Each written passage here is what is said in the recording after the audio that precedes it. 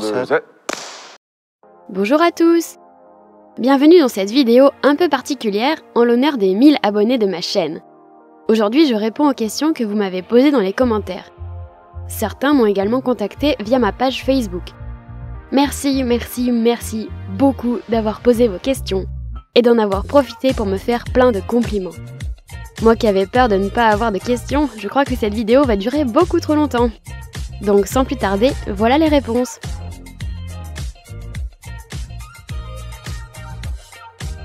Un passage à Paris, voire Lyon d'ici 2023. Alors, il est impossible de répondre à cette question pour l'instant. Il est très probable que BTS fasse une tournée en Europe en 2022-2023. Cependant, lors de la tournée initialement prévue en 2020, il ne passait pas par Paris. Il faut donc attendre de voir les annonces de concerts. Quant à Lyon, certains artistes comme Ed Sheeran se sont déjà produits au Groupama Stadium, mais je ne pense pas que ce soit possible avec BTS. Ils se concentreront sur Paris et probablement au Stade de France si jamais ils viennent. Est-ce qu'il y aura d'autres concerts online? Là encore, c'est difficile à dire. J'espère qu'il n'y aura plus jamais de concerts uniquement en ligne, parce que c'est très dur pour BTS de jouer devant une salle vide. En revanche, après le Permission to Dance on Stage, on a pu répondre à un questionnaire dans lequel Hype demandait nos avis sur les concerts en ligne et si on était prêt à y assister encore. Donc, tout comme c'est prévu à LA début décembre, il y aura peut-être d'autres concerts réels, mais aussi diffusés en direct sur Internet.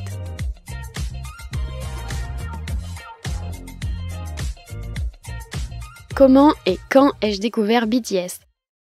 Cela fait plus d'1 an, c'était vers la fin octobre 2020. Je les ai découverts grâce à une pub Samsung à la télé qui avait Dynamite en bande-son. J'ai écouté la chanson et regardé le clip, et ce qui m'a fait craquer, ce sont leurs chorégraphies.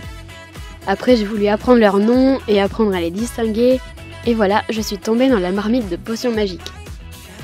Et donc, je n'ai jamais assisté à l'un de leurs concerts en personne, mais j'ai vu les derniers concerts en ligne qu'ils ont réalisés. Alors voilà la question la plus fréquemment posée à n'importe quel ARMY, qui est mon bias? Ou bias avec l'accent anglais.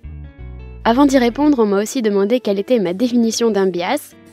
Alors selon moi, le bias est le membre qui attire notre regard de manière totalement inexplicable, celui qui sort du lot sans forcément de raison rationnelle, celui qui te laisse bouche bée devant ton écran. C'est un peu différent du membre préféré, puisqu'un membre préféré implique des critères et une certaine réflexion. Tu choisis le membre que tu préfères, mais tu ne choisis pas ton bias, même si le membre préféré et le bias peuvent être identiques. Dites-moi en commentaire si vous avez la même définition et si vous faites cette distinction avec le membre préféré. Après, j'ai toujours eu du mal à répondre à cette question sur mon bias. Il a changé à plusieurs reprises. Mais je dirais que c'est Jimin, parce que je suis très sensible à son charisme et que c'est dur de détacher mon regard de lui.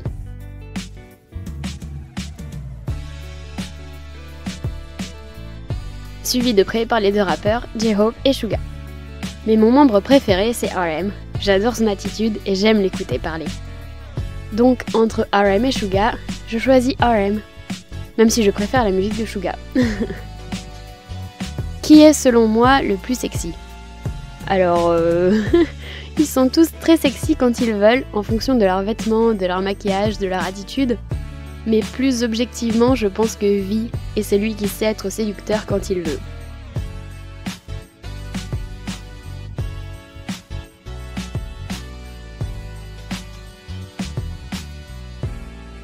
Ma chanson préférée?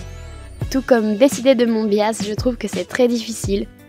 Mais j'adore Crystal Snow, Microcosmos, So What, Magic Shop, et je vais m'arrêter là parce que je peux encore en citer une bonne vingtaine que j'adore. Est-ce que j'ai des albums de BTS? Oui, j'en ai 3, Be, Map of the Soul 7 et Love Yourself Answer.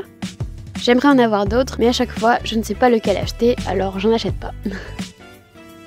Comment je connais tout ce qui se passe et les événements à venir pour BTS? Eh bien, tout simplement en suivant BTS et leur label sur tous les réseaux, c'est-à-dire Facebook, Instagram, Twitter et Weverse. Mais rien qu'avec leur compte Twitter, on peut avoir la très grande majorité des annonces. Il suffit de noter les événements au fur et à mesure. Si on ajoute à ça les comptes d'associations comme BTS France et BTS Army France, ainsi que quelques groupes de fans sur Facebook, je réussis à avoir toutes les informations assez facilement. mais cela prend beaucoup de temps. J'y passe une demi-heure par jour minimum et environ 6 heures le week-end pour monter une vidéo d'actualité du début à la fin. Est-ce que je voudrais faire des lives ou des vlogs? Alors, je n'y ai jamais vraiment réfléchi. Pour les lives, je ne pense pas parce que ça demande beaucoup de temps, du matériel et une préparation que je ne suis pas encore prête à avoir. En ce qui concerne les vlogs, pourquoi pas, mais il n'y a vraiment pas beaucoup d'événements en lien avec BTS en France. Et en cas de concert, je ne sais pas si je serai capable de gérer mon excitation et une vidéo en même temps. Qu'est-ce qui m'inspire ou me motive pour mes vidéos? Alors j'ai eu envie de commencer ma chaîne parce que je trouvais qu'il y avait très peu de vidéos en français sur BTS, notamment des vidéos de présentation qui ne soient pas trop vieilles. Donc j'ai eu envie de transmettre mes connaissances sur eux pour aider les nouveaux fans et aussi pour apporter des mises à jour et de nouvelles perspectives. Surtout que dans mon entourage, il y a très peu de fans de K-pop et BTS n'intéresse pas grand monde. J'étais donc toujours très frustrée de ne pas pouvoir en parler autant que je le voudrais. Je suis inspirée par des vidéos anglophones que j'aimerais retrouver en français et d'autres idées me viennent directement en visionnant le contenu de BTS. Est-ce que j'ai connu la K-pop à travers BTS et est-ce que je connais d'autres groupes?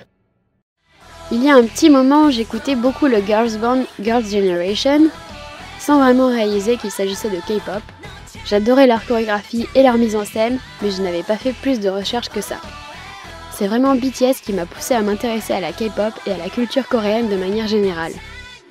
Concernant d'autres groupes, j'avoue que je ne cherche pas trop à les connaître, car BTS me prend déjà beaucoup de temps.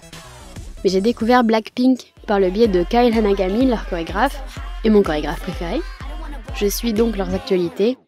Je connais aussi Tomorrow by Together, car ils font partie du même label que BTS, et les deux groupes se croisent et se soutiennent souvent. Je ne pense donc pas faire d'actualité sur d'autres groupes que BTS, non seulement parce que je ne les connais pas assez, mais surtout parce que je n'ai pas le temps. Quel est mon prénom et mon âge? Vous pouvez m'appeler Alex, et je suis plus jeune que Vi, mais plus vieille que JK. Est-ce que j'habite en France? Oui, tout à fait. Mes passions à part la K-pop. Vous l'aurez peut-être compris, j'adore la danse, mais aussi les comédies musicales. J'adore écrire, parfois des fanfictions BTS d'ailleurs. Si je ne lis pas beaucoup ces temps-ci, j'ai toujours adoré les livres, surtout les histoires d'amour et les histoires fantastiques. Quel équipement j'utilise? Alors j'ai un micro, et sinon je n'utilise que des logiciels gratuits. Audacity pour gérer le son, Lightworks pour faire le montage, et Canva pour réaliser les miniatures des vidéos. Quel est l'avenir de la chaîne? Alors je n'ai pas de plan ou de planning précis, je sais juste que j'ai des tas d'idées de vidéos en tête et que je suis très frustrée de ne pas réussir à aller plus vite. La prochaine vidéo à sortir sera sur la Rapline, et ensuite j'ai tellement d'options que je ne sais pas encore vers laquelle je me dirigerai. Encore une fois, merci beaucoup à tous ceux qui m'ont envoyé leurs questions et à tous ceux qui me soutiennent. Sur ce, je vous dis à bientôt.